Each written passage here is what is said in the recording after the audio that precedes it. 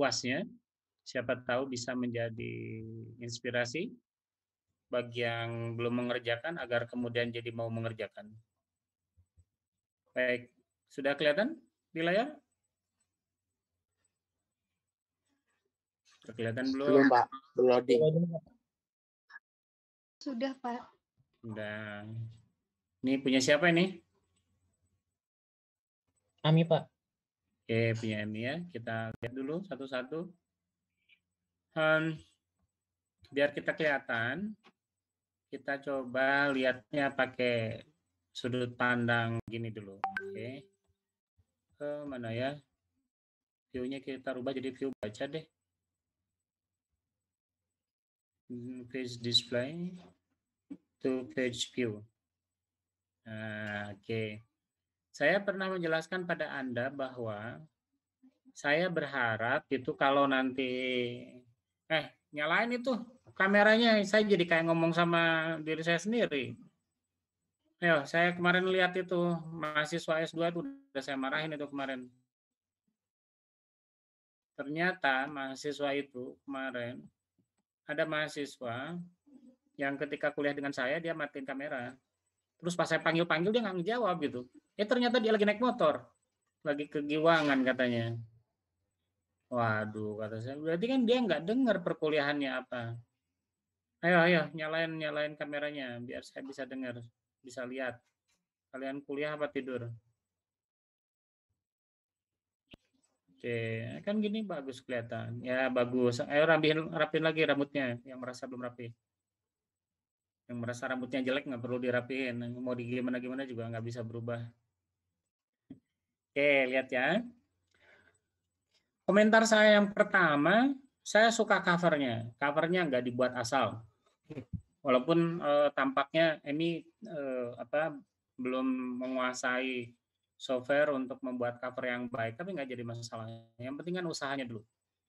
Saya lihat ini sudah bagus buat covernya, tidak asal ya. Saya pernah cerita dulu ketika saya bekerja untuk Kementerian Perindustrian sekitar tahun 2014-15 ya.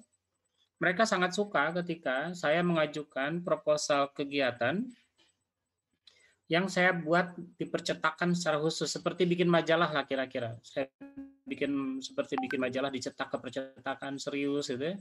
Dan modalnya nggak besar itu. Modal berapa ya? 30.000, 40.000, paling tinggi 50 deh. Pokoknya nggak besar. Dan kertas yang saya gunakan waktu itu adalah kertas glossy. Jadi kertas yang biasanya dipakai untuk cover, untuk jilid buku. Jadi saya cari di toko kertas, ada nggak kertas yang glossy tetapi 70 gram gitu. Ternyata ada. Jadi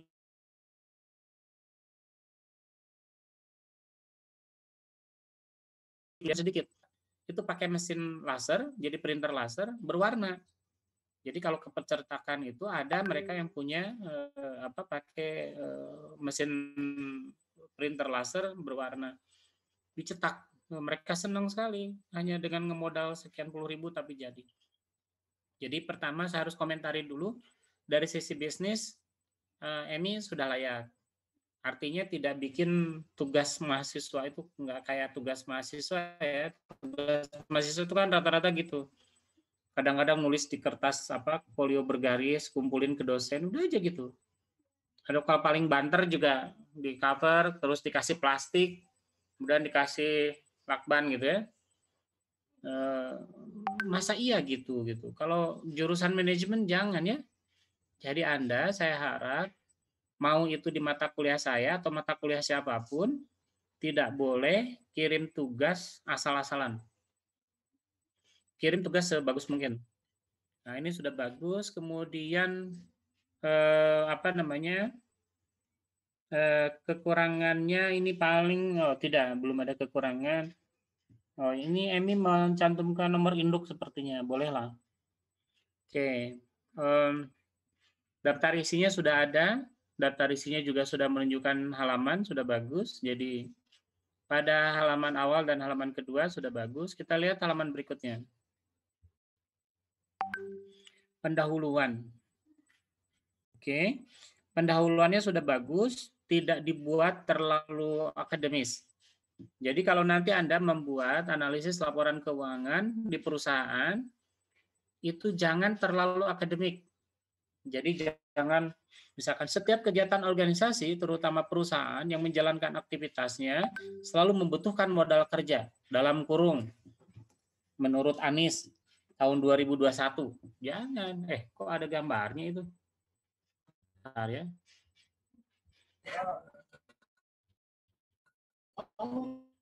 Jangan gambar-gambar. Oke lah, gini aja. Itu suaranya matiin tuh. Siapa suara yang bunyi tuh? Matiin ya. Sorry. Oke. Nah, jadi kalau menulis di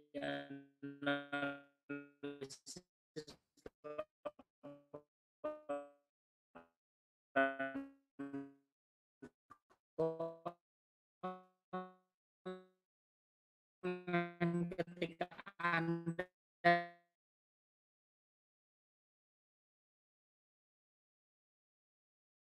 tidak terlalu panjang lebar, tidak terlalu banyak mengutip ahli, sudah benar. Tujuannya juga sudah diceritakan. Ini tujuannya mana tadi?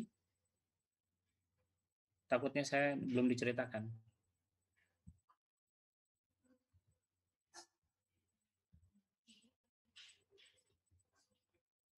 Kesimpulannya mana?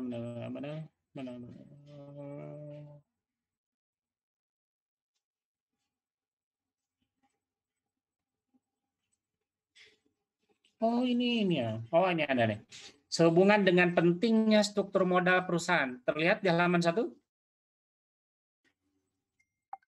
Sehubungan dengan pentingnya struktur modal perusahaan, maka penulis memilih objek penelitian pada perusahaan PT Indofood CBP Sukses Makmur, yakni sebuah perusahaan yang bergerak dalam bidang usaha industri makanan dan minuman. Jadi dari sini kita sudah tahu tujuan penulisan ini adalah membaca laporan keuangan milik Indofood. Kemudian yang dibaca akan fokus pada struktur modal, argumennya lihat di atas. Jadi tujuan penulisannya sudah terlihat nih. Tujuan penulisannya sudah terlihat bahwa yang akan menjadi objek adalah Indofood dan yang akan menjadi titik tekan adalah pada struktur modal. Oke. Ini yang kata saya kemarin katakan pada Anda, apakah menarik kalau bicara pada tema tertentu? Boleh selama ada argumennya. Kalau nggak punya argumennya lebih baik bicara umum aja. Nah, dia udah cukup, kemudian memilih ini. Oke. Sekarang kita perhatikan profil perusahaan. Profil perusahaannya sudah cukup, tidak terlalu panjang. Visinya kelihatan, misinya kelihatan, nilainya bagus, riwayat singkat perusahaan. Sudah bagus. Begini ya, singkat, tidak terlalu banyak bla bla bla. Kita lihat halaman berikutnya. Oke, dia mulai masuk ke mau menjelaskan struktur modal itu apa, boleh. Nah, dia kemudian melihat struktur modal itu harus bicara apa aja. Kemudian dia tuliskan apa yang harus dituliskan. Sudah ada, oke, kajian teorinya sudah terlihat. Masuk ke analisis struktur modal. Sudah ada argumennya, sudah ada hutang modal sendiri, sudah ada. Saya belum lihat typo ya, nanti kalau lihat typo sendiri aja. Saya ngelihat tingkat kepentingannya saja. Laba bersih. Nah, lihat ini yang saya butuhkan adalah kalimat yang menjelaskan. Kalimat yang menjelaskannya kalau kita lihat, oh ini ada kekurangan ini. Emi, kekurangannya biar orang paham. Oh, bentar, saya cek dulu. Saya takut saya yang salah. Oh, baik, sudah konsisten ya. Jadi tidak ada penomoran tabel dan tidak ada penjelasan. Kemudian sudah ada penjelasan. Pada tabel di atas terlihat jumlah hutang yang digunakan selama 5 tahun, 20%.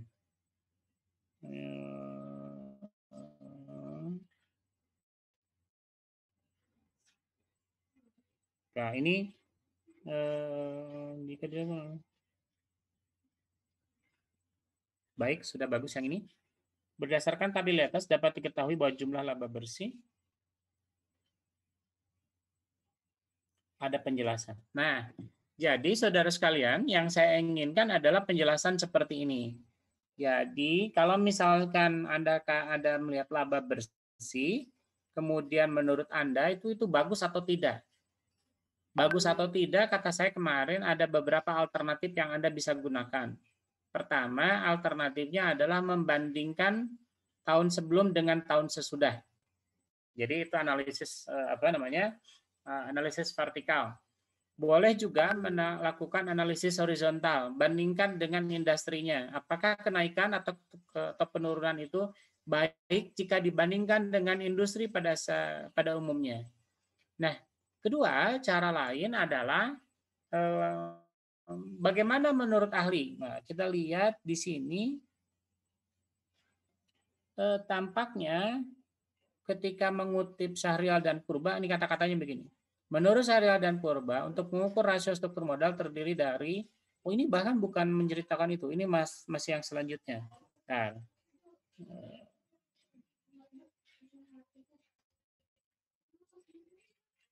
oke, kalau ini tampaknya ini rata-rata hanya analisis vertikal saja.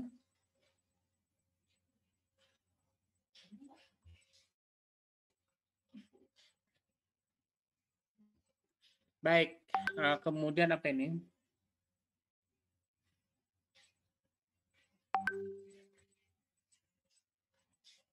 Baik, Mi. Mana Mi-nya ini, Mi? Mi-nya ada nggak? Ada, Pak. Mana? Oke. Mi, kelemahan ini paling hampir semua analisisnya itu tidak hanya analisis yang sifatnya asumsi yang Emi buat sendiri kemudian dibandingkan dengan tahun sebelumnya. Saran saya untuk beberapa analisis coba tambahkan pendapat ahli. Kemudian pertanyaannya begini nih. Ketika kita mau mengutip pendapat ahli untuk di industri, ahli siapa yang akan lebih didengar? Nah, kalau di industri nih, pendapat ahli yang dimaksud itu memang relatif bukan akademisi. Paham nggak? Misalkan begini, Emi cari pendapat dari praktisi atau analis di lapangan. Jadi analis atau praktisi, analis itu apa ya? Konsultan. Jadi carilah pendapat konsultan bisnis, apakah itu baik atau tidak. Apa pendapat mereka.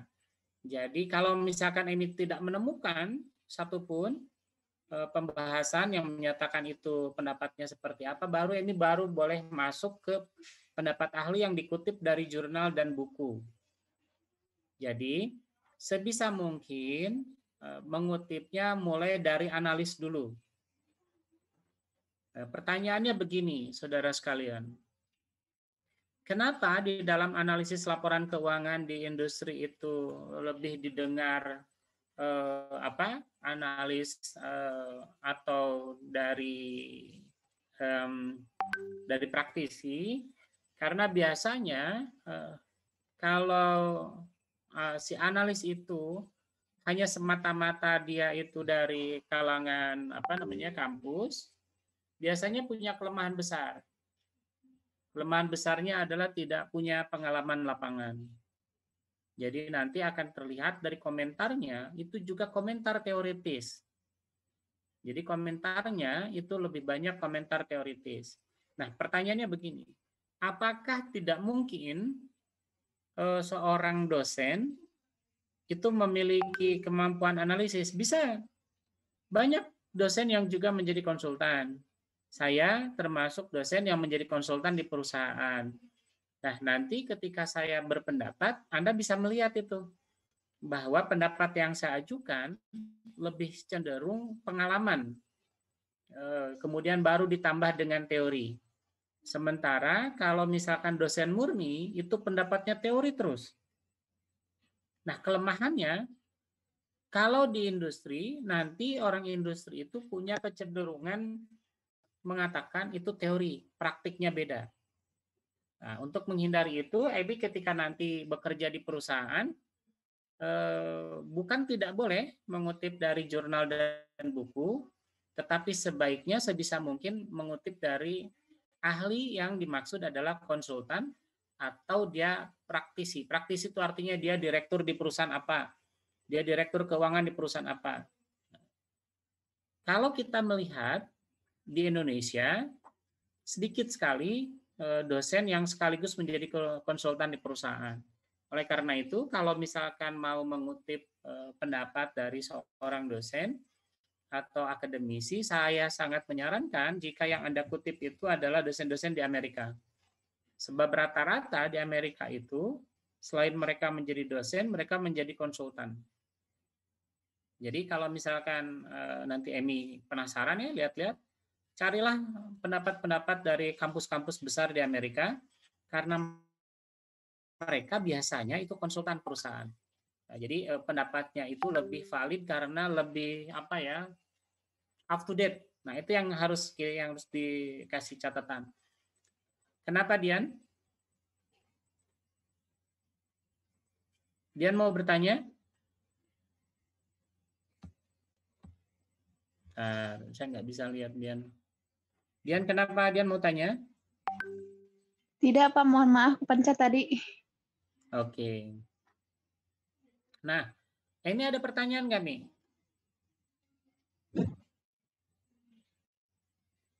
Nih, suaranya nggak masuk kayaknya. Ada Pak.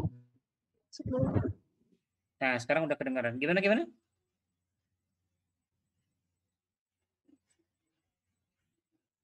Ini belum ngomong. Ya belum Pak. Oh, kirain saya nunggu dari tadi itu. Ada pertanyaan nggak? Ya Pak. Berarti menambahkan pendapat dari ahli atau praktisi atau konsultan yang benar-benar bekerja sebagai konsultannya gitu ya Pak. Jadi saran saya nih, ketika menanggapi jangan hanya sekedar, kan begini. Ini kan pola penulisannya begini. Pendapat ahli tentang teori pada rasio. Oke, sudah ada, bagus. Nah, yang kedua yang belum ada adalah pendapat ahli atas hasilnya. Itu belum ada, Mi. Coba cek, nggak ada kan? Jadi ketika Emi mengutip pendapat ahli pada teori, boleh Mi, ambil dari kampus, nggak jadi masalah. Tetapi ketika mengomentari hasil, itu usahakan carilah yang memiliki kompetensi praktisi di lapangan. Misalkan Emi tuh mengutip ucapannya Pak Sandiaga Uno, atau tadi tuh yang jadi pembicara apa namanya, pembicara seminar, dia kan praktisi itu. Walaupun dia misalkan pendidikannya baru S2, tapi praktisi dia. Dia paham keadaan di lapangan. Oh, ini tuh kalau segini tuh rugi, kalau segini tuh untung. Kan dia ada di lapangan. Nah, jadi tuliskan pendapat-pendapat itu, kemudian diakhiri lagi dengan pendapat Emi dengan bentuk kesimpulan. Hati-hati, Emi tidak boleh berpendapat, tetapi mengkonstruksi kesimpulan. Jadi Emi tuh cari pendapat orang, kemudian simpulkan. Oke, ada pertanyaan lain?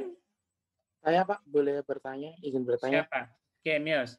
Kalau yang mau bertanya, ajuin tangannya pakai reaction ini ya. Oke. Biar saya bisa nunjuk. Ya, Mios, gimana? Tadi kan Bapak menjelaskan kalau semisal kita perlu untuk menambahkan pendapat dari ahli ya Pak. Kalau semisal kita memiliki kenalan di suatu perusahaan seperti itu, semisal di bidang keuangan yang basicnya dia memahami tentang analytical keuangan seperti itu, berarti kita kalau semisal langsung wawancara tanya kepada ahlinya gitu nggak apa-apa ya Pak? Berarti Pak? Tidak boleh.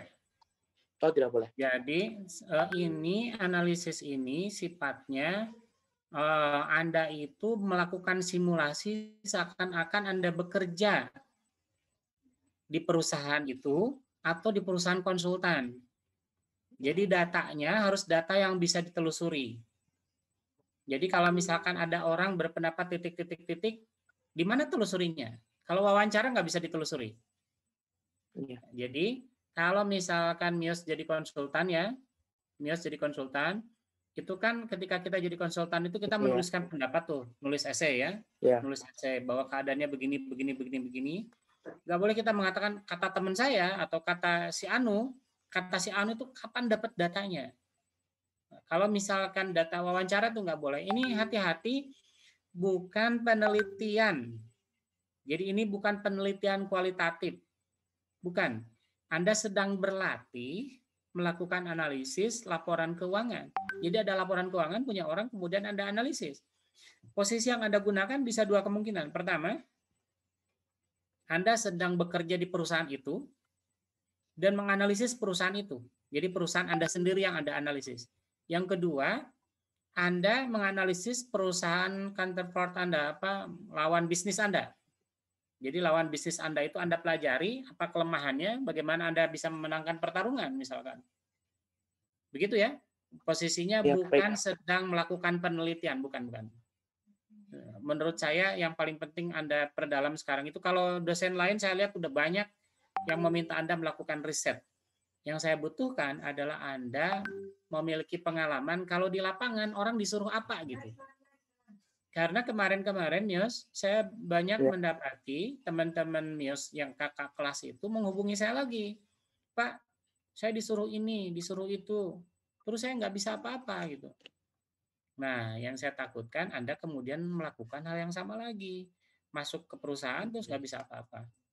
Gitu ya. Ada pertanyaan lain? Mios, itu ya di-mute lagi suaranya. Baik, Pak. Ada pertanyaan lagi? Terima kasih. Ya. Maaf, mati listrik. Apa tuh? Susah sinyal, Pak. Sedang hujan, izin off air. Naik ke genteng. Pak, sinyal saya lagi nggak bagus. Bagusin. Udah. Susah amat. Oke. Ada yang sudah atau ada yang sudah tapi belum nyampe ke saya? Kalau belum nyampe ke saya berarti belum sudah. Apa?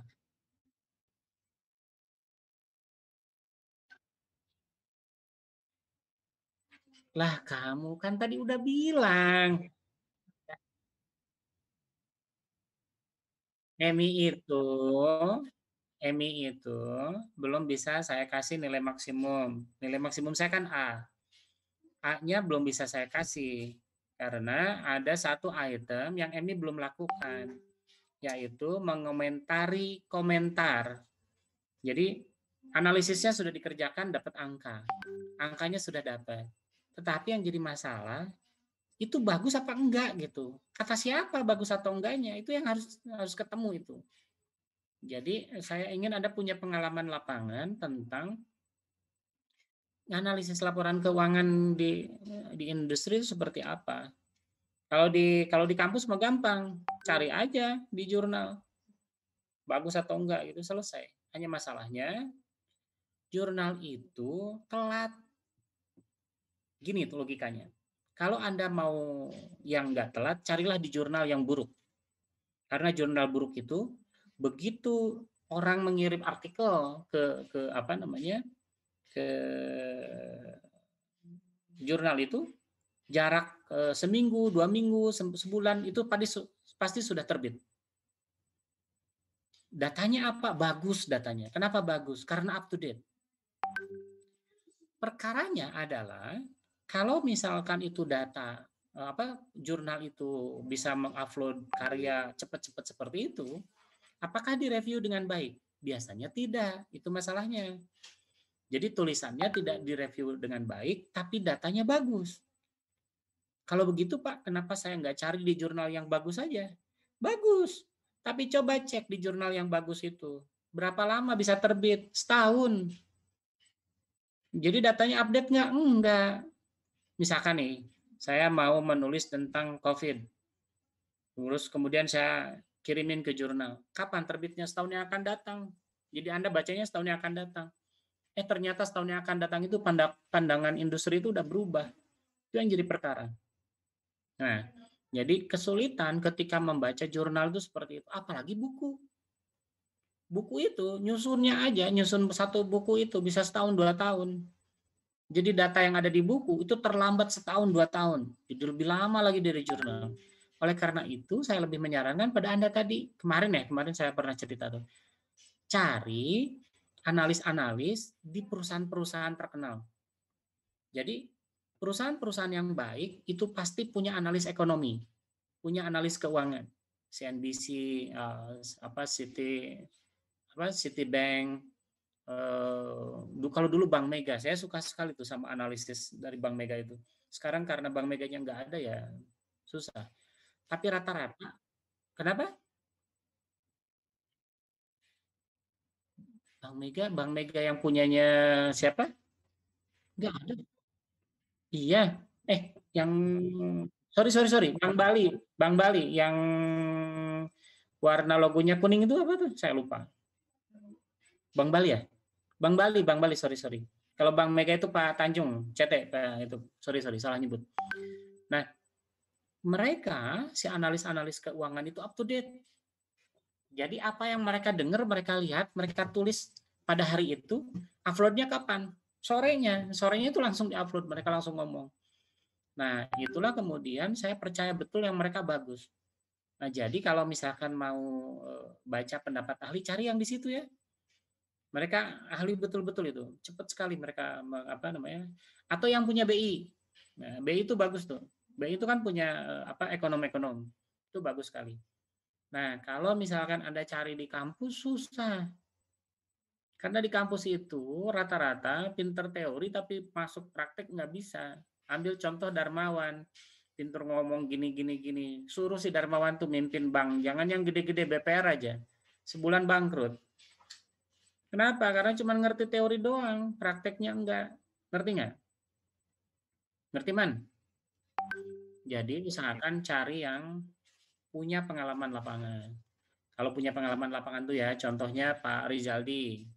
Kalau Anda yang bagian bagian rasio perbankan, boleh tuh cari tulisan-tulisan Pak Rizaldi tentang perbankan. Kenapa? Karena Pak Rizaldi itu sebelum jadi dosen, dia bekerja di bank. Berarti kan logis dia kalau paham tentang bank.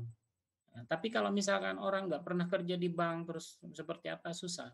Kecuali apakah orang itu pernah nggak jadi konsultan di bank. Nah, itu yang harus cari ya. Jadi cari trace orang itu apakah ahlinya atau tidak ketika dia berkomentar. Oke, ada pertanyaan. Emi udah nggak ada pertanyaan lain kan? Udah cukup? Oke ya.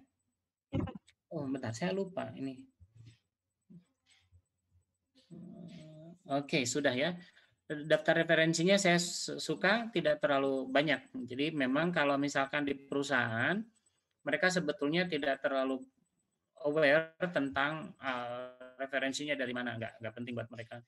Jadi ditampilkan boleh, nggak ditampilkan juga boleh, tetapi harus tetap dikutip. Jadi daftar pustaka itu boleh ada, boleh tidak. Tetapi ini karena untuk kepentingan perkuliahan, usahakan ada ya. Tapi jangan terlalu banyak. Yang penting-pentingnya aja. Oke, Jess, ada pertanyaan nggak, Jess? Insya Allah enggak, Pak. Nggak ada, baru landing. Pak, masuk Zoom karena baru landing. Ini masih menunggu bagasi. Oh, anak Sultan naik pesawat. Kalau kamu Maman naik bis, kamu Maman. Silvia emang di mana? Mana Silvianya? Emang dia kemana? Apa yang naik motor? Dia di bandara, Pak.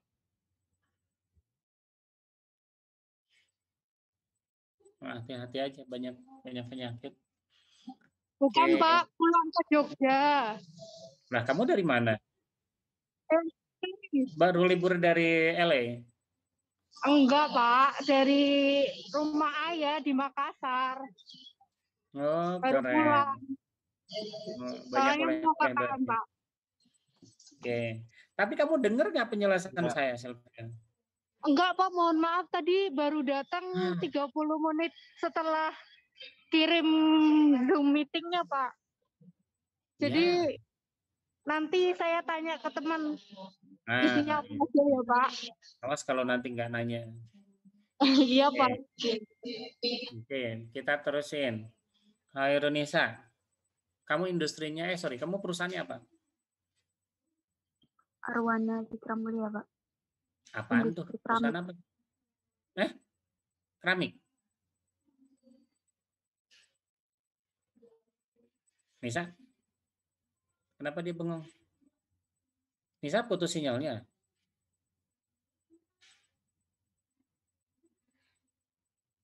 Kemana dia? Hilang. Enggak, kalau kuliah Zoom ini. Nisa, kedengaran suara saya nggak? Dengar, Pak. Itu baru instruktur basic, Pak. Perusahaan apa tadi? Keramik? Iya. Oke. Kamu idenya sama kayak Emi, ngambil tema tertentu atau menganalisis semua persoalan? Tema, Pak. Tema. Kamu temanya apa? Ini profitabilitas dari perusahaan itu, Pak. Kenapa profit di perusahaan itu kamu cek? Apa masalahnya? Nggak ada salahnya sih, Pak. Cuman karena pandemi itu nggak berpengaruh sama perusahaan itu, Pak. Dari 5 tahun itu terus menaik, Pak. Jadi selama pandemi perusahaan itu tetap untung. Iya, Pak. Ah, boleh. Itu kan jadi argumen kan? Kenapa kamu analisis rasio profitabilitasnya? Karena penasaran gitu. Kenapa masih untung? Nah, boleh. Yang penting ada argumen. Yang nggak boleh itu kamu ngambil tema hanya untuk sekedar biar nggak banyak rasionya. Nah, itu awas nanti ketahuan di pendahuluan. Jadi kalau di latar belakang tidak ditunjukkan apa alasan yang ngambil tema, itu pasti alasannya karena ingin biar nggak ngerjain banyak. Itu yang bahaya ya. Nggak boleh. Nanti pengetahuannya kurang nanti di kepalanya. Oke, Fatur, ini megang kepala aja. Ini pusing apa ngerti?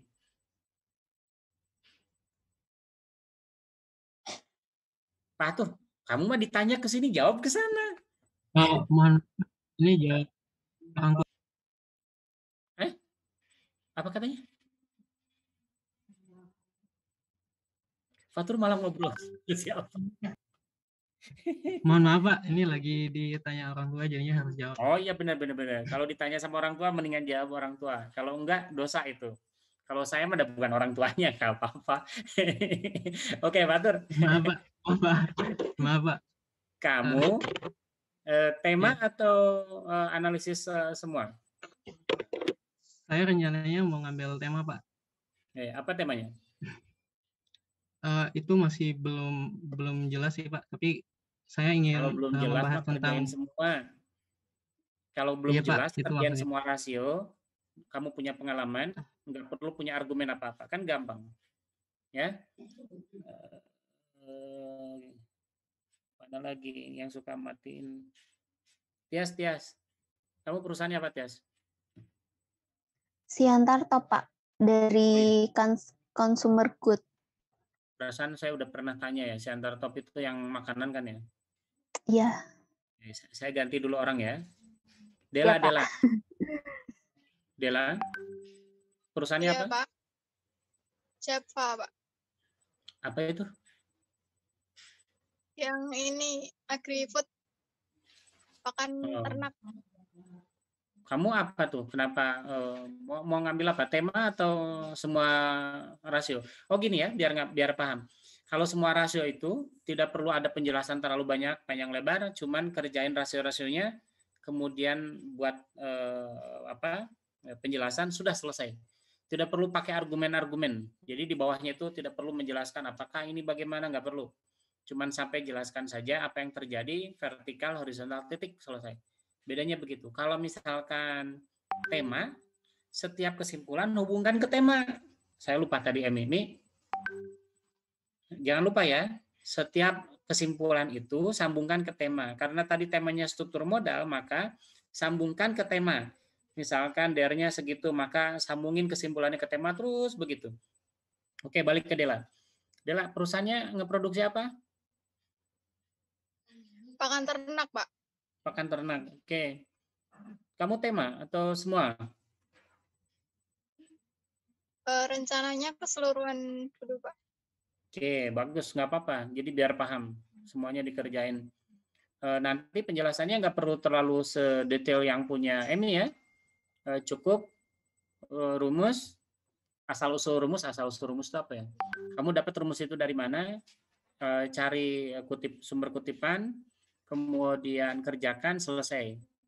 Kemudian buat pembahasan seperlunya di bawah. Sudah, kalau misalkan dikerjakan semua, bukan tema, langsung gitu selesai.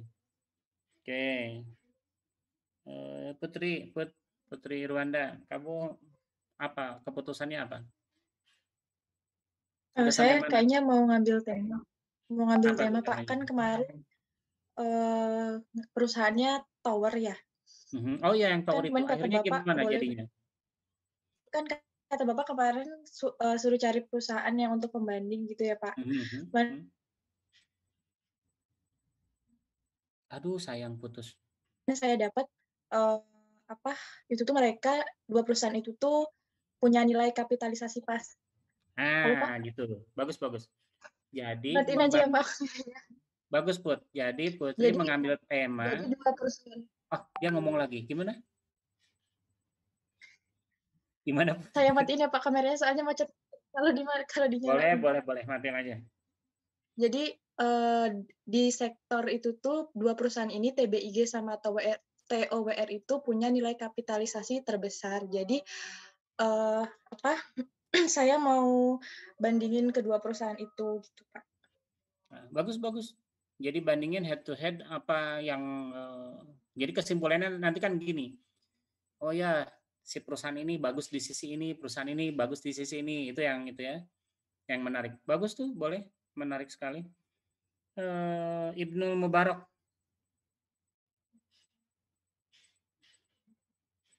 Nah, yang ini berarti tidur nih.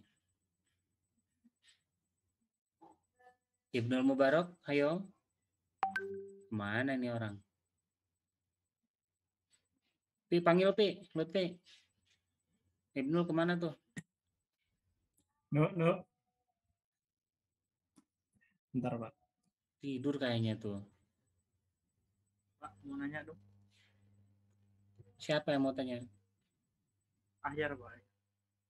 Diem dulu, ini Ibnu dulu kemana? Gimana kalau dia sakit, nggak ada orang tahu? Pingsan gitu. Kayaknya persiapan sholat isya, Pak. Soalnya dia di pondok. Oh, mungkin lah, akhir boleh. Nanti Ibnu saya tanya, udah baca kitab apa hari ini? Oke, akhir silakan. Nah kan Bapak bilang tadi jangan sampai ngambil tema gara-gara cuman biar ngerjain dikit gitu. Nah, misalnya kayak saya perbankan mau cuman ngambil fokus di apa ya istilahnya likuiditas solvabilitas itu boleh nggak Pak? Soalnya kan apa ya yang fokusnya ke yang diatur oleh pemerintah gitu loh Pak rasionya. Apanya yang mau dicek? Apa yang bikin kamu tertarik? Banknya apa? Sorry lupa. Bank BRI Pak. BRI, oke. Nanti apa yang mau dilihat? Semenjak pandemi ini kan Pak banyak banget yang berubah gitu Pak, kayak banyak pengampunan, restrukturisasi pinjaman gitu Pak. Itu ngaruh nggak ke ininya gitu? Boleh. Itu aja. Itu kan berarti kamu hanya membandingkan dengan kejadian sebelumnya ya? Iya Pak. Jangan hanya membandingkan dengan tahun sebelumnya. Asal ada, yang penting begini, ada analisisnya, itu aja. Ngomong gitu, bunyi. Oh ini naik, oh ini turun. Naiknya kenapa, turunnya kenapa, jelasin. Kata siapa, ada nggak orang yang pernah ngomong, itu tuh yang terjadi itu apa? Kata kamu tadi tuh, oh ini gara-gara ada pengampunan, ada boleh nggak bayar utang gitu. Boleh ditunda utangnya. Tapi kata siapa itu? Terus kamu dapat di mana? Nah itu yang harus dicari ya. Paham ya? Pak, berarti nggak termasuk mencari ini kan Pak, mencari celah biar pendek Pak? Nggak. Yang penting ada argumennya. Kan tadi argumen kamu ada ketika masa pandemi, apa yang terjadi pada BRI, pada sisi titik-titik-titik. Maka yang paling penting itu judul yang ditampilkannya. Oke ya. Ini Alia di pondok juga nggak? Iya Pak, enggak Pak. Iya apa enggak yang benar? Maksudnya iya Pak hadir gitu, enggak di pondok gitu maksudnya. Oh, ya enggak loh, bingung. Alia, kamu udah sampai mana ngerjainnya? Saya baru analisisnya ngitungnya Pak, tapi udah selesai. Oh, ngitungnya udah beres? Udah. Komentarinnya udah? Komentarinnya baru beberapa sih Pak, kayak baru cari referensi juga. Nah, berarti analisisnya belum sama sekali? Belum. Jadi begini maksud saya ngomentari, Dela. Untuk yang seperti Dela tadi, itu ngomentarinya cukup pakai buku saya juga boleh. Jadi di buku saya, kalau angka segitu tuh apa ya, itu aja sampai situ udah boleh. Ya Dela ya? Dela masih sama saya nggak? Ini gambarnya karena kecil cuman kelihatan kedip-kedip aja. Oke. Bentar. Ini Torik. Ustadz Torik ada nggak ini?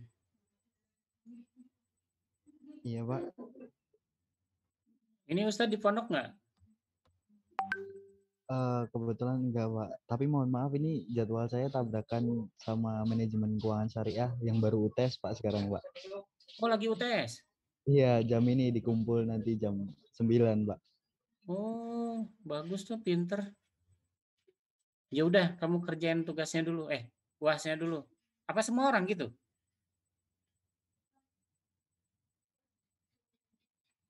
Man, kamu sama ujian juga, Man?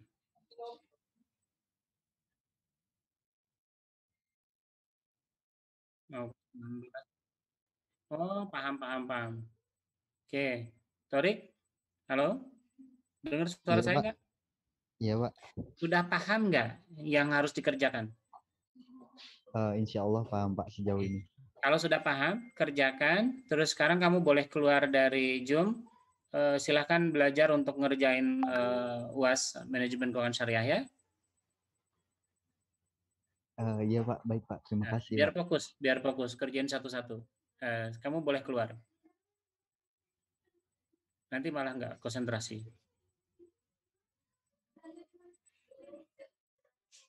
Kok belum keluar ya? Mana lagi? Rizky Surya itu yang mana? Saya nggak bisa ngeliat mukanya, jadi saya nggak ingat. Rizky? Hadir, Pak. Oke, Rizky udah sampai mana?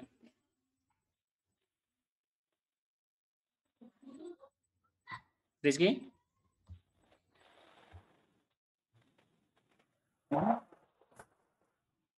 Pak, dan Lagi naik motor? Hujan, Pak. Hujan. Halo, Pak. Kamu kehujanan lagi naik motor? Suaranya nggak kedengeran. Kacau. Udah deh gini ah. Kalian tuh kalau sambil kehujanan bingung juga. Nah, udah di mati aja dengar. Bentar, Rizky.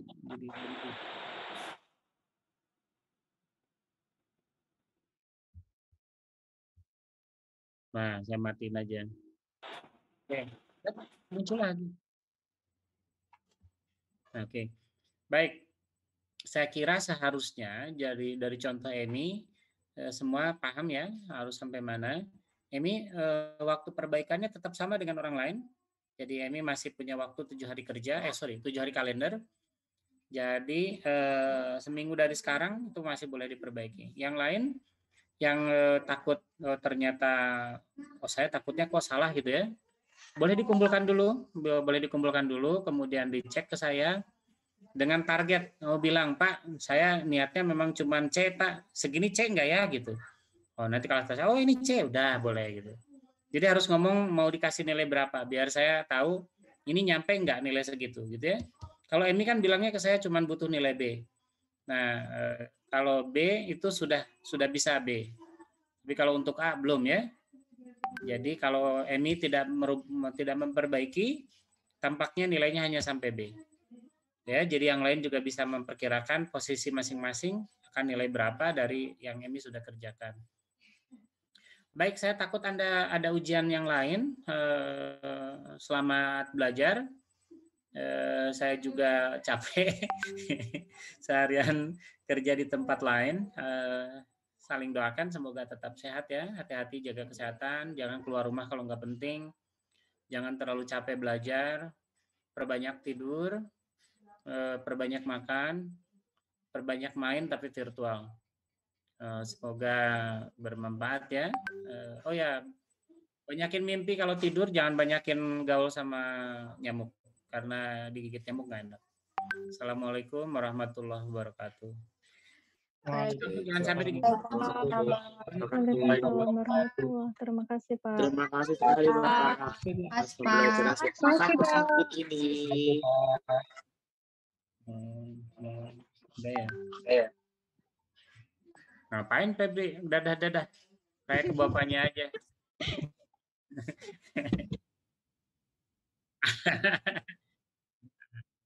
Bentar. Saya mau ngomentarin sesuatu tapi takut nggak pantas. Sinta, nanti WhatsApp ke saya Jafri ya. Iya Pak, kenapa Pak? Saya mau ngomong sesuatu ke Sinta, tapi kalau ngomong di depan banyak orang nggak bagus. Sinta Jafri ke saya. Tulis tes gitu. Nah, udah ada. Ayo kita salat. Juga mau Jafri ya?